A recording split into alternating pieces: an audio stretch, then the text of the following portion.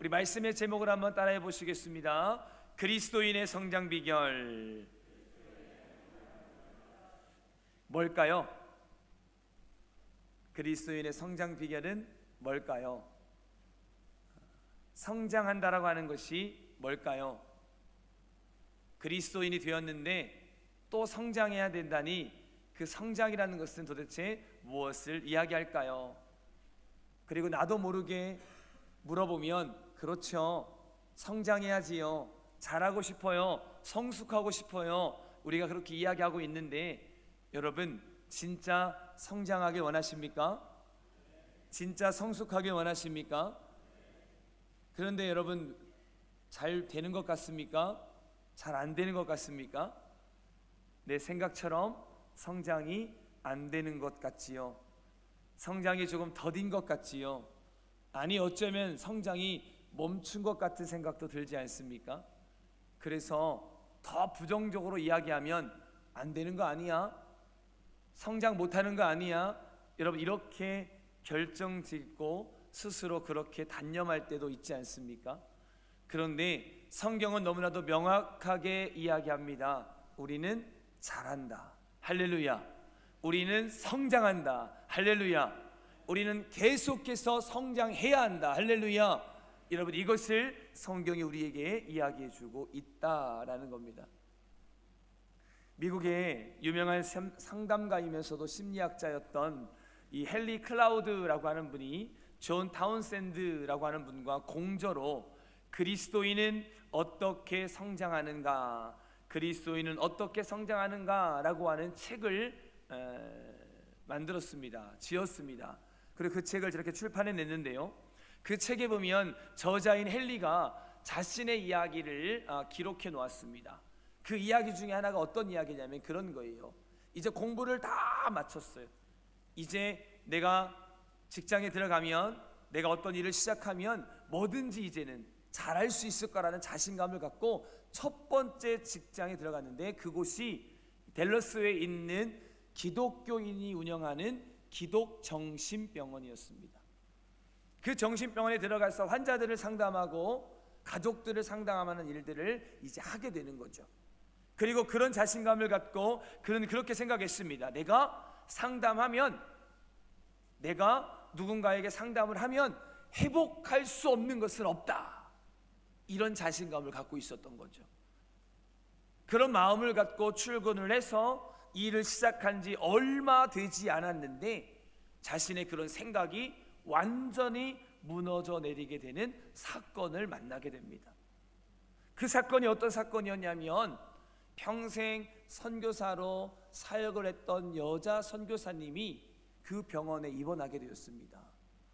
그리고 이 선교사님이 그렇게 입원을 해서 계신 그곳에 복도에서 만나게 된 거죠.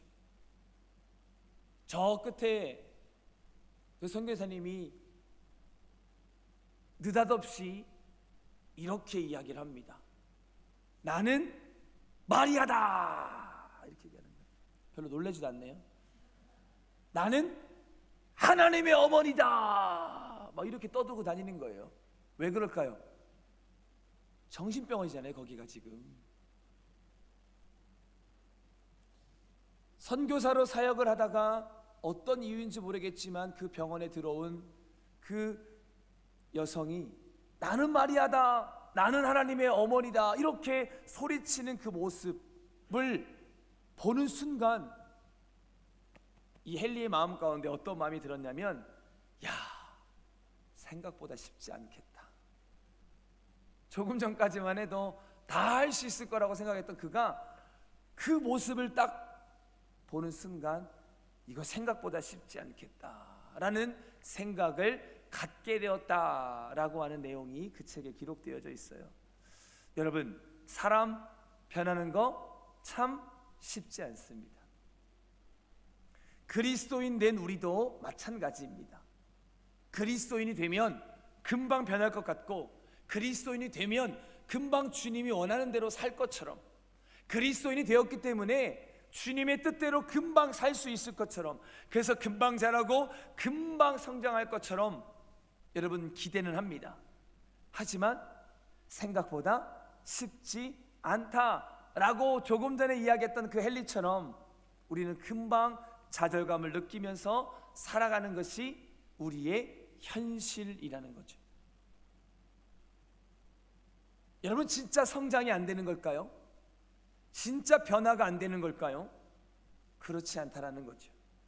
오늘 말씀은 성장한다, 변화한다 라고 하는 사실을 우리에게 말씀을 통해 전해주고 있습니다. 오늘 말씀의 배경은 그런 거잖아요. 베드로가 성령의 충만함을 입고 말하고 있는 그 목소리 앞에 이상하게 생각하고 있는 그들에게 하나님의 말씀을, 복음을 설교를 통해서 전하지 않았습니까? 그렇게 설교가 선포되어졌을 때 성경에 보니까 더 많은 사람들이 베드로의 설교를 통하여 나도 예수 믿겠습니다, 나도 세례받겠습니다 라고 결단한 사람이 몇 명? 3,000명이나 되었다라고 성경은 말하고 있어요. 그들의 삶이 변화된 거 아닙니까? 그리고 그들의 삶이 변화가 일회성으로 끝난 것이 아니라 계속해서 성장해 갔다라고 또 성경은 말하고 있습니다. 그 말씀이 오늘 보면 맨 마지막 47절이에요. 우리 한번 같이 읽어볼까요? 47절 말씀 이렇게 기록되어져 있습니다. 시작.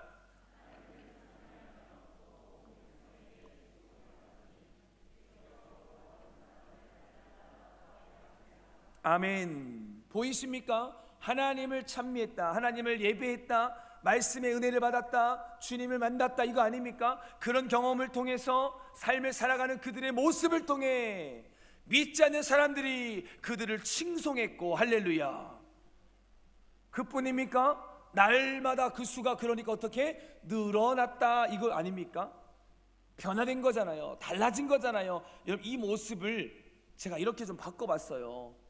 뭐예요? 이 모습이 예수 믿고 난 나의 모습이 이렇게 되어야 되는데 그 모습이 뭐예요? 따라합시다. 움직이는, 살아있는 전도지. 누가요? 성장하고 있는 초대교회 성도들의 삶에 그런 모습이 나타났다는 거예요. 복음을 듣고 하나님의 은혜를 딱 경험하고 나니까 내 삶을 통해 사람들이 궁금한 거죠. 너 왜 이렇게 달라졌냐? 너 도대체 무슨 일이 있었냐? 알고 봤더니 오창교회 다닌대. 알고 봤더니 오창교회 장로님이래. 알고 봤더니 오창교회 권사님이래. 여러분, 그 모습이, 은혜 받은 그 모습이 삶을 통해 걸어다니면서 많은 사람들에게 흘러갔다라는 거예요. 할렐루야. 뭐예요? 성장한 거죠. 계속해서 성장하고 계속해서 변화된 모습이 초대교회 가운데 일어났다라는 거지요. 그것을 통해 예수 믿는 사람이 계속해서 늘어났다라는 것을 말하고 있는 것 아닙니까? 여러분, 어때요? 이런 인생 살고 싶지 않으세요? 이왕에 예수 믿는 거 이런 그리스도인 되고 싶지 않습니까? 그냥 썬데이 크리스찬이 아니라, 그냥 무늬만 그리스도인이 아니라 내 삶을 통해 많은 사람들에게 하나님의 복음을 전해줄 수 있는, 흘려보낼 수 있는 움직이는 전도지 한번 돼보고 싶지 않습니까? 할렐루야. 아멘들을 별로 안 하는 거 보니까 불편한가 본데. 따라합시다. 나는 움직이는 전도지다. 언제부터? 지금부터. 할렐루야. 이제 조금 통하네. 이제 오늘부터 하면 되는 거야. 할렐루야. 어떻게? 오늘 말씀을 통해 그런 은혜가 있기를 주의 이름으로 축복합니다. 여러분, 그렇다면 우리가 어떻게 성장할 수 있을까? 어떻게 그리스도인으로 계속 변화될 수 있을까? 어떻게 우리는 계속 자랄 수 있을까? 어떻게 우리는 성숙해질까? 오늘 말씀의 세 가지를 찾아보려고 합니다. 첫 번째입니다. 한번 따라하겠습니다. 사도의 가르침을 받아야 합니다. 따라합니다. 배움, 교육, 훈련. 여러분, 목회를 하다 보면 성도들의 신앙이 잘 자라는 사람이 있는가 하면 성도들의 신앙이 시간이 지나도 여전히 자라지 않는 사람들이 있다라는 것을 발견하게 됩니다. 많은 것에서 그 차이를 찾아볼 수 있겠지만 오늘 말씀 속에서 그 답을 찾아보면 성경의 가르침을 배우는 사람이었느냐 배우지 않는 사람이었느냐의 차이예요. 여러분 오늘 말씀도 그 비밀을 우리에게 가르쳐주고 있잖아요. 42절 말씀을 여러분 다시 한번 보세요. 베드로의 설교를 통하여 이들의 삶이 이렇게 달라지는 겁니다. 계속적으로 그들이 어떻게 합니까? 사도의 가르침을 받았다 이렇게 말하고 있잖아요. 여러분 베드로의 설교를 들었던 그들이, 그래서 그리스도인 된 그들이 계속 베드로에게 요청하는 거잖아요. 더 이야기해 달라고, 더 그 말씀 좀 가르쳐 달라고, 더 그 복음을 나에게 좀 전해 달라고 여러분 이야기 지금 하고 있는 것 아닙니까? 영적 지도자에 의해서 하나님의 말씀에 대한 가르침을 사모하여 그 말씀을 따라 그 말씀을 배워 그 말씀을 붙잡고 살아갈 때 이들이 자랐다라는 거예요. 이들이 성장했다라는 거예요. 여러분 그렇다면 지금 베드로가 말하고 있는 이 복음, 그 성경의 가르침이 뭐예요? 우리 지난 시간에 배웠잖아요. 36절 우리 다시 한번 읽어볼래요? 베드로의 설교 핵심이 이거 아닙니까? 시작. 그런즉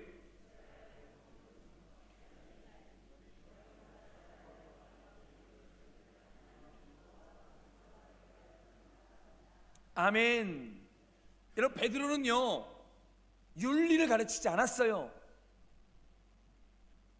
착하게 살아라, 정직하게 살아라, 진실하게 살아라, 그래야 예수 믿는 사람들이 늘어난다, 그래야 네 신앙이 자란다, 네 믿음이 복되다, 이렇게 가르치지 않았다고요. 베드로가 말하고 있는 게 이 복음의 핵심이 뭐예요? 예수가 하나님이다. 할렐루야. 예수가 주님이다. 예수가 그리스도다. 할렐루야. 이거잖아요. 너희들이 십자가에 달려 죽게 하신 저분이 너희들이 기다리고 있었던 메시아였어. 너희들이 십자가에 못 박아 죽게 하신 저 예수가 너희들이 기다리고 있었던 그리스도였다고. 지금 너희들이 하나님을 십자가에 못 박은 거야. 그런데 예수님이 말씀하셨잖아. 나 십자가에 달려 죽고 죽음으로 끝나지 않고 3일 만에 부활한다. 우리가 3일 뒤에 부활하신 그 주님, 너희들이 십자가에 달려 죽게 하신 그 예수가 3일 만에 부활하여 내 앞에 나타난 것을 내가 보았다. 그리고 그분이 우리와 40일 동안 함께 하셨어. 그러면서 많은 사람들을 만나 주셨고 우리가 보는 앞에서 하나님 나라로 올라가셨어. 내가 그걸 봤다고. 그리고 너희들이 조금 전에 본 거 있잖아. 이거 그분이 마지막 우리를 떠나시면서 하셨던 거야. 내가 다시 나를 대신하여 보호의 살을 너희에게 보낸 성령이 너희에게 임할 건데 성령이 임할 때까지 모여 기도하라. 그래서 우리가 모여 있는 거고, 그래서 우리가 기도했고, 그래서 예수님이 말씀하신 대로 그 성령이 우리에게 임해서 이런 역사가 나타난 거야. 이게 베드로의 설교예요. 이게 베드로의 핵심이고 이게 성경이 우리에게 말하는 복음의 핵심인 거죠. 할렐루야. 할렐루야. 여러분 결국 베드로가 하고 싶은 이야기는 뭡니까? 하나님의 복음을 전함으로 말미암아 사도의 가르침을 따라 모여든 그들에게 끊임없는 하나님의 복음, 성경 말씀을 가르쳐 말씀의 가르침대로 배우고 삶을 살았던 그들에게 그리스도의 향기가 나타나 돌아다니는 살아있는 전도지가 되어 계속해서 성장하고 계속해서 변화됐다라는 것을 오늘 우리에게 이야기해 주고 있는 것 아니겠습니까? 여러분 우리의 삶이 어떻게 변화될 수 있어요? 내 노력으로 돼요? 내가 하고 싶다고 막 돼요? 안 되잖아요. 내가 할 수 있는 게 아니지 않습니까? 내 스스로 할 수 있는 게 아니지 않습니까? 성령이 우리 안에 임하여 하나님의 말씀이 우리 삶 가운데 온전히 운행하게 될 때에 그 말씀이 나를 변화시키는 줄 믿습니다. 여러분 말씀을 보면 볼수록요, 신앙생활을 하면 할수록요, 교육을 받고 훈련을 받고 배우면 배울수록 깨달아지는 게 뭔지 알아요? 내가 죄인이었구나. 죽을 수밖에 없는 죄인, 망가진 죄인. 그런데 그런 나를 하나님이 사랑하셔서 자신의 생명과 바꾸어 내게 은혜 주시고 그 은혜로 하나님의 자녀가 되었구나라는 것을 깨닫게 됩니다. 그러니 겸손해질 수밖에 없어요. 그러니까 낮아질 수밖에 없는 거예요. 여러분 이 믿음의 고백, 이것을 날마다 배워야 된다는 거예요. 이 말씀을 날마다 들어야 된다는 거예요. 이 사도의 가르침을 날마다 기억해야 된다는 거예요. 그리고 그 말씀을 묵상할 때 오늘 저와 여러분들이 성장하는 줄 믿습니다. 할렐루야. 그런가 하면 두 번째입니다. 따라하겠습니다. 서로 교제하고 떡을 떼야 합니다. 따라합시다. 교제, 친교, 사랑. 여러분, 교회를 오래 다녔고 구원받았다고 하는데도 성장하지 않는 사람들이 있습니다. 또 그렇게 성장하지 않는 사람들의 또 공통점이 있는데, 그게 바로 뭐냐면 성도의 교제에 참여하지 않는다라는 거예요. 그러니까 일시적으로는 교제에 참여했다가 어때요? 마음이 조금 틀어지면 그 모임에서 떠나버리는, 여러분, 이런 일들이 너무나도 많이 있죠. 여러분, 그건 온전한 교제예요? 아니에요? 아니라는 거예요. 교제에 대해서 오해하면 안 됩니다. 오늘 초기 기독교인들도 그래서 성장할 수 있었는데 42절 말씀 보십시오. 서로 교제하고 떡을 떼며, 이렇게 기록하고 있잖아요. 서로 교제하고 떡을 떼었다. 근데 교제가 매우 중요한 건데요, 그러니까 단순히 사교적 친교를 말하는 것이 아니라는 거예요. 예배 끝나면 나갈 때 저하고 손 한번 잡고 악수하시면서 목사님 건강하십시오, 행복하십시오, 은혜 받았습니다. 같이 이렇게 앉아서 식사하시면서 이런저런 삶의 이야기를 나누는 거, 이런 교제도 너무 중요한 교제인 거 맞아요. 너무 우리에게 필요한 교제인 것도 맞고요. 그런데 오늘 성경이 말하고 있는 초기 기독교인들, 초대교회 성도들이 나눴던 이 교제, 이 코이노니아라고 하는 것은 어떤 의미가 더 깊이 담겨져 있냐면, 제 손에 종이가 양쪽에 하나씩 있어요. 이 양쪽 종이에다가 제가 풀을 다 이렇게 발랐습니다. 그리고 난 다음에 이 종이를 제가 이렇게 딱 갖다 붙여요. 떨어질까요, 안 떨어질까요? 제가 1부 때도 했고 2부 때도 얘기했기 때문에 3부 때도 얘기해야 되겠어. 집에 가서 해보시고 이렇게 떨어지면 저한테 와요. 내가 현대백화점 데려갈 테니까. 찢어지면 반칙이에요. 안 찢어지고 이렇게 탁 떨어졌다, 그런 사람은 저한테 연락 주세요. 된다는 거예요, 안 된다는 거예요? 그렇죠. 목사님이 줄 거면 그냥 주지, 안 될 거를 시켜가면서 뭘 주겠다라고 지금. 여러분, 이게 뭐예요? 이게 코이노니아, 여기서 말하고 있는 연합이에요. 연합, 하나됨. 남자와 여자가 만나면 뭐 하죠? 가정을 이루기 위해서 결혼을 하죠. 그럼 우리 이걸 뭐 했다 그래요? 연합됐다, 이렇게 이야기해요. 연합됐다. 연합되는 거예요. 연합되는 거. 이 연합은요 절대로 떨어지지 않아요. 가족이 되는 거예요. 여러분, 그러니까 보세요. 그런 일이 벌어지니까 오늘 본문 44절에서 46절까지 이런 엄청난 친교가 일어날 수 있는 거예요. 성경 보세요. 뭐라고 되어 있습니까? 믿는 사람이 다 함께 있어 서로 물건을 통용하고, 막 물건을 서로 막 나눠 가져요. 막 그냥 네 거 내 거 없어요. 좋은 거 막 나눠줘요. 재산과 소유를 팔아 각 사람의 필요를 따라 줘요. 그냥 주는 거예요. 빌려주는 거 아니에요. 이자도 없어요. 그냥 무료예요. 뿐만 아니라 성전에 모이기를 힘쓰고 또 떡을 떼고 기쁨과 순전한 마음으로 음식을 먹었다. 할렐루야, 할렐루야. 이런 교회 본 적 있습니까? 우리 오창교회가 이런 교회인 줄 믿습니다. 아멘. 이럴 때 크게 하세요. 오창교회가 그런 교회 될 줄 믿습니다. 네, 보십시오. 이런 일들, 여러분, 혈육도 어려운, 진짜 형제들도 어려운 이 문제가, 이 어려움이 초대교회 가운데 일어났다라는 거죠. 어떻게 이런 일이 가능했을까요? 여러분, 전제될 게 있어요. 사도의 가르침을 통하여 하나님의 말씀의 은혜가 들어왔기 때문에, 하나님의 사랑이 들어왔기 때문에 이게 먼저예요. 이 일이 가능한 거예요. 나중에 바울은 그렇게 교회가 하나 될 수 있는, 이렇게 교제하고 성장할 수 있는 것을, 이유에 대해서 에베소 4장에 이런 말씀을 했어요. 우리 한번 같이 읽어봅시다. 에베소서 4장 4절에서 6절 말씀 시작.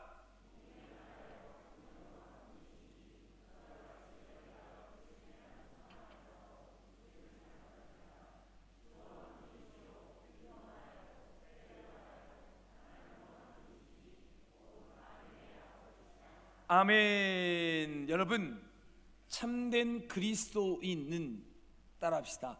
하나다. 한 몸이다. 여러분 보세요. 제 새끼손가락을 칼로 이렇게 착 비어가지고 아파요. 그쵸? 그러면 새끼손가락이 아파요? 제가 아파요?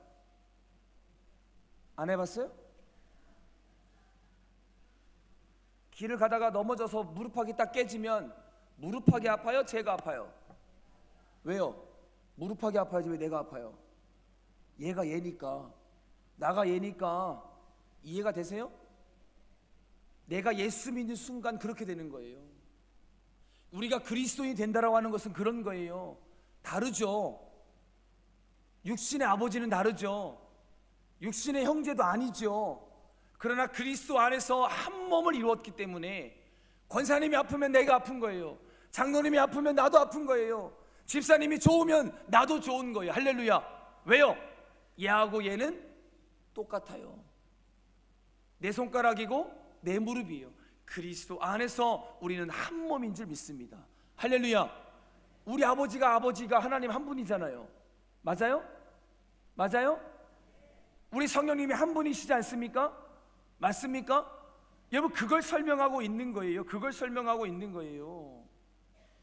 여러분 그런 성도의 교제가 회복되고 그런 성도의 교제로 성장하고 성숙하는 우리 모두가 될 수 있기를 주님의 이름으로 축복합니다. 마지막 세 번째입니다. 따라하겠습니다. 오로지 기도하기를 힘써야 합니다. 따라합시다. 기도, 중보, 대화. 종교 기자였던 이 백성호 씨가 현문우답이라고 하는 책을 썼는데요. 이 현문우답이라고 하는 책에 보면 이분이 이제 종교 기자니까 다양한 종교를 다 취재할 거 아닙니까?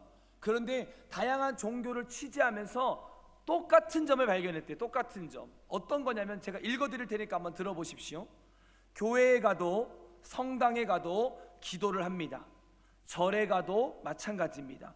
108배, 3000배를 하면서 기원을 합니다. 그렇습니다. 인간은 늘 기도를 합니다. 불완전함을 알기 때문이죠. 그러나 모든 기도가 출구를 향하는 것은 아닙니다. 역방향으로 달리는 기도도 많습니다. 사람들이 기도하는 기도를 들어보세요. 맺은 말이 비슷합니다. 제발 뭐뭐하게 해주십시오. 내용까지도 똑 닮았습니다. 제 가족이 건강하게 해주십시오. 돈을 많이 벌게 해주십시오. 대학에 들어가게 해주십시오. 좋은 직장에 취직하게 해주십시오.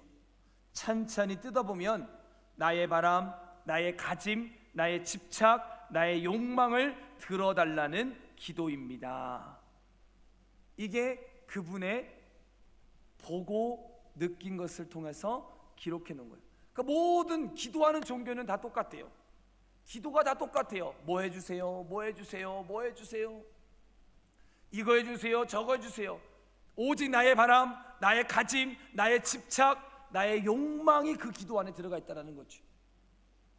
제가 무슨 얘기를 하려고 이 내용을 갖고 왔냐면, 여러분 우리의 그런 기도는 기도가 아니라는 거예요. 아니 죄송합니다. 간구하지 말라는 게 아니에요. 오해하지 마십시오. 그런 기도는 나를 성장시킬 수 없다라는 거죠. 어린아이와 같은 기도는 나를 성숙시킬 수 없다라는 거예요. 여러분 그래서 중요한 게 있어요. 따라합시다. 기도하는 것보다 기도의 내용이 중요합니다. 그러니까 여러분 기도하는 내용이 중요한 거죠. 여러분 오늘 본문을 다시 한번 보세요. 42절 앞에서부터 다시 한번 천천히 읽어보실래요? 시작. 그들이 사도의 가르침을 받아 서로 교제하고 떡을 떼며 오로지 기도하기를 힘쓰니라. 아멘. 마틴 로이드 존스 목사님은요 이 순서가 중요하대요. 이렇게 순서가 정해진 것도 하나님의 섭리라고 이렇게 말하고 있어요. 제가 아까 설명드렸잖아요. 우리의 기도의 내용이 어디에서부터 출발해야 돼요? 나의 욕망, 나의 욕심, 이게 아니라 우리의 기도가 어디? 사도의 가르침을 받아 말씀에서부터 시작된다는 거예요. 이 말씀이 우리 안에 들어오면 하나님의 사랑을 통해서 자연스럽게 뭐가 돼요? 코이노니아, 연합이 되는 거예요. 교제가 되는 거예요. 그러면 자연스럽게 그 마음이 어디까지 가요? 하나님 앞에 기도하는 기도까지 가는 거죠. 그럼 이 기도가 어떤 기도겠어요? 내 욕망을 위한 기도겠어요? 나의 욕심을 위한 기도겠어요? 아니라는 거죠. 하나님의 나라와 하나님의 뜻을 구하는 기도일 줄 믿습니다. 여러분 성경도 보세요. 너희는 먼저 그의 나라와 그의 의를 구하라 이렇게 말씀하지 않았습니까? 근데 우리는 어때요? 그의 나라와 그의 의가 아니라 항상 나의 나라와 나의 의를 구하지 않습니까? 그런 우리의 기도가 우리를 성장시키지 못한다는 거예요. 그러니까 우리 기도가 조금 달라질 필요가 있다는 겁니다.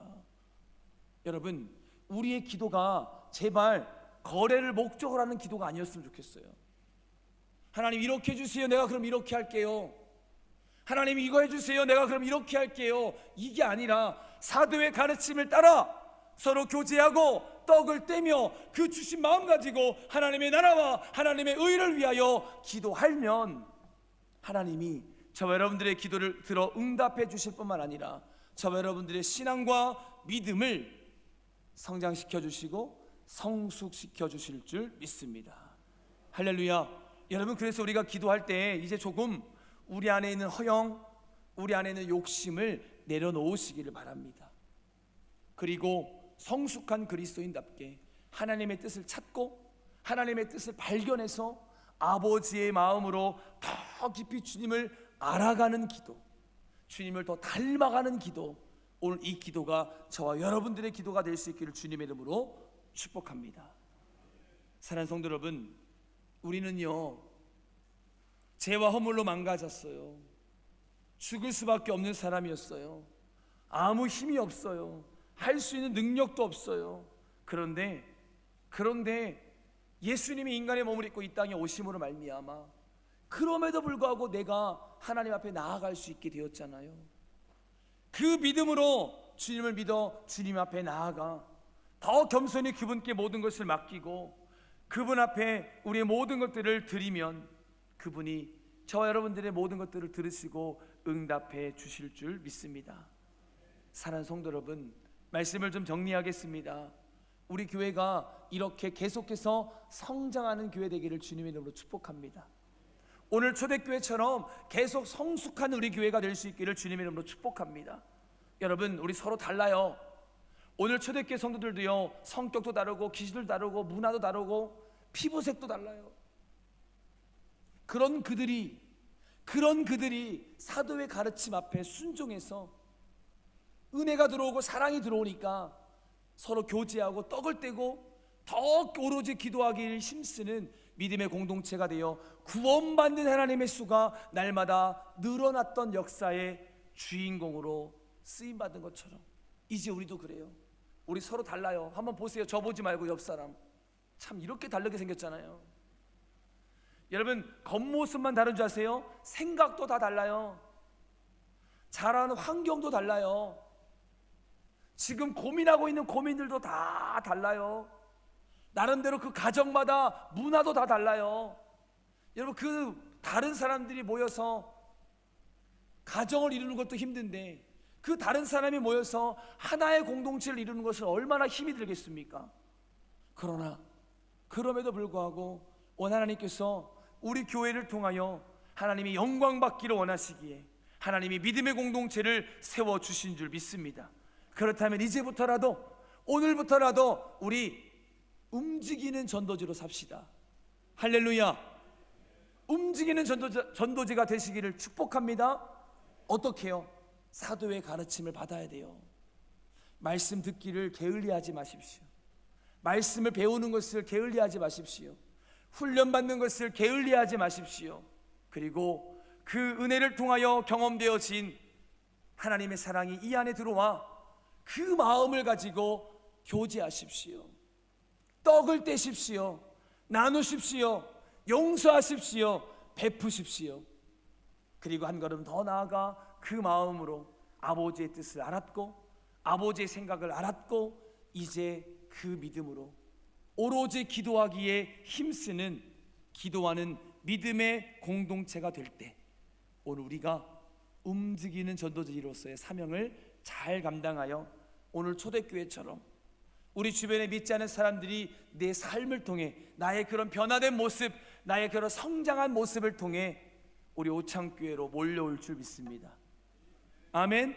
그런 놀라운 은혜, 그런 놀라운 역사를 통하여 특별히 올 한 해 하나님의 꿈인 사도행전 쪽 교회를 온전히 이루어내는 우리 모두가 다 될 수 있기를 주님의 이름으로 축원합니다. 할렐루야. 우리 시간 그 아버지의 마음을 이 찬양을 담아서 같이 한번 기도했으면 좋겠습니다. 하나님의 꿈이 우리의 비전이 되고 예수님의 성품이 저와 여러분들의 인격이 되고 성령님의 권능이 저와 여러분들의 삶의 능력이 되기를 간절히 원합니다.